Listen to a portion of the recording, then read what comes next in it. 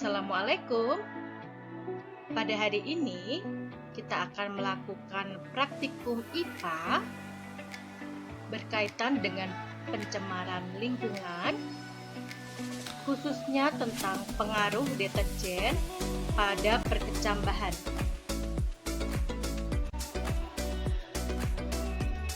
Sebelumnya perkenalkan, kami dari kelompok 3 UPBJJ UT Kota Semarang yang terdiri dari Halo, perkenalkan nama saya Muhammad Joko Herianto, nomor NIM 857754026.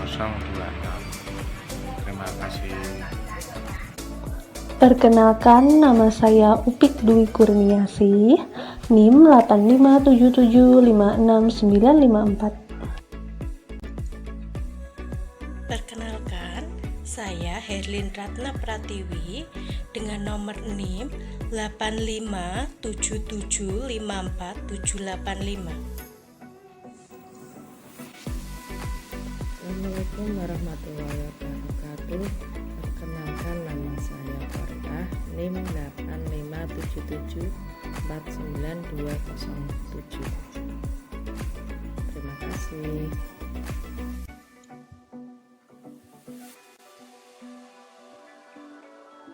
tujuan percobaan pada hari ini adalah untuk mengamati pengaruh deterjen terhadap perkecambahan kacang hijau.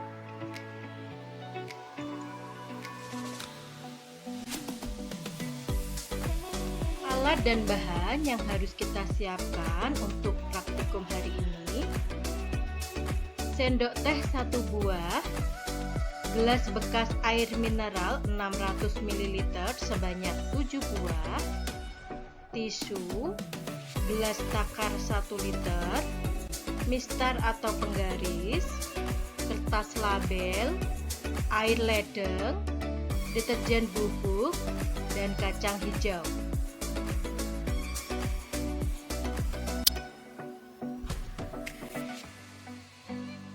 Landasan teori dari praktikum hari ini: pertumbuhan adalah proses pertambahan volume dan jumlah sel yang menyebabkan bertambah besarnya organisme.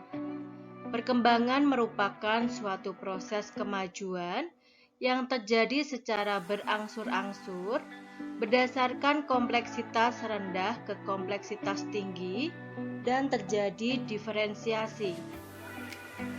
Pembangunan pada era globalisasi didukung oleh munculnya teknologi yang sangat canggih, dapat memberikan dampak yang sangat besar dalam perubahan lingkungan yang disebabkan oleh tercemarnya lingkungan oleh sampah dan limbah dari pembangunan dan teknologi tersebut.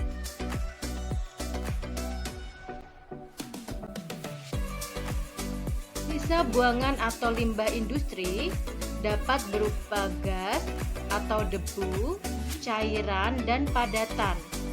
Sisa buangan cair yang dikeluarkan oleh proses-proses industri sering disebut air limbah industri. Air limbah industri berbeda-beda dalam jumlah maupun kekuatan pencemarannya, sesuai dengan satuan operasi atau proses yang merupakan sumbernya. Selain limbah industri, ada pun limbah rumahan. Di antaranya adalah penggunaan bahan kimia seperti sabun mandi, sabun cuci, deterjen, dan lain sebagainya. Pada percobaan kali ini, kita mulai dengan menyediakan larutan deterjen 100%, 50%, 25%, 12,5%, 6,25%, dan 3,1%, serta kontrol yang berupa air ledeng. Lalu simpan cairan dengan gelas kimia yang telah diberi label tersebut.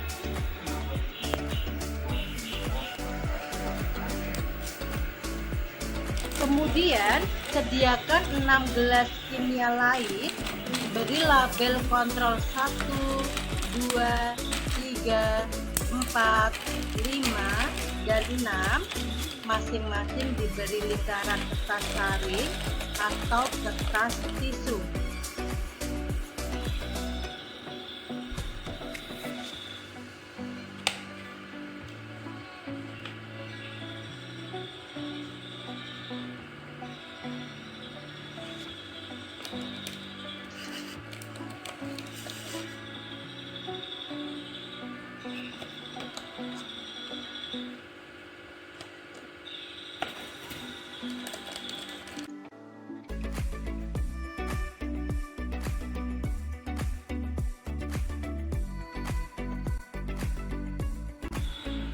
Setelah itu, masukkan kacang hijau ke dalam air pada gelas kimia.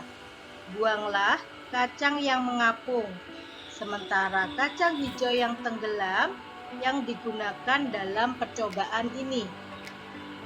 Dari kacang hijau terpilih, ambil 10 butir, lalu rendam dalam larutan 1, 10 butir dalam larutan 2, 10 butir dalam larutan 3, 10 butir dalam larutan 4, 10 butir dalam larutan 5, 10 butir dalam larutan 6, dan 10 butir dalam larutan kontrol.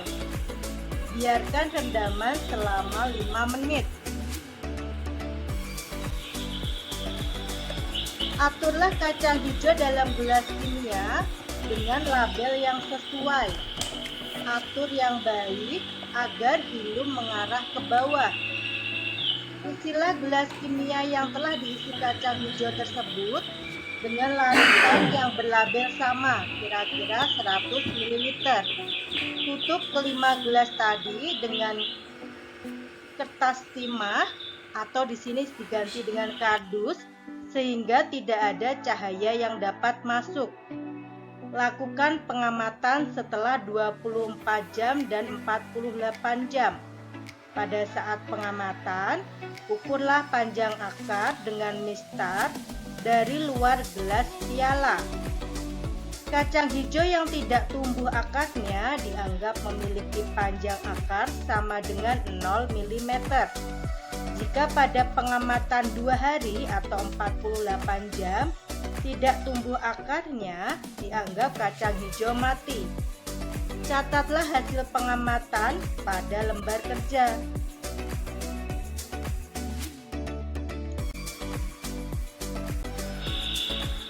Berikut hasil pengamatan setelah 24 jam dan 48 jam.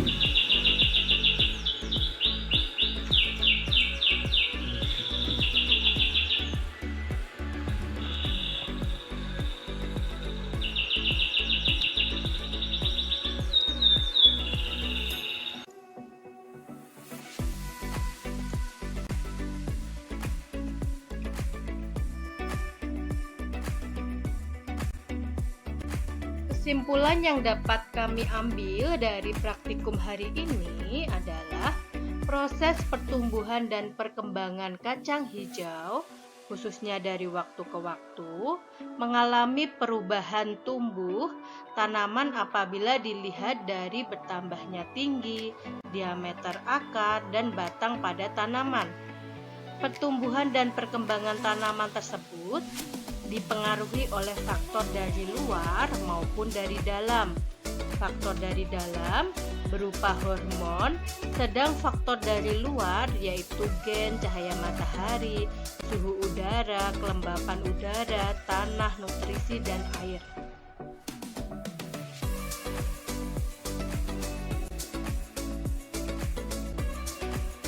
Terima kasih sudah menyaksikan praktikum dari kelompok kami.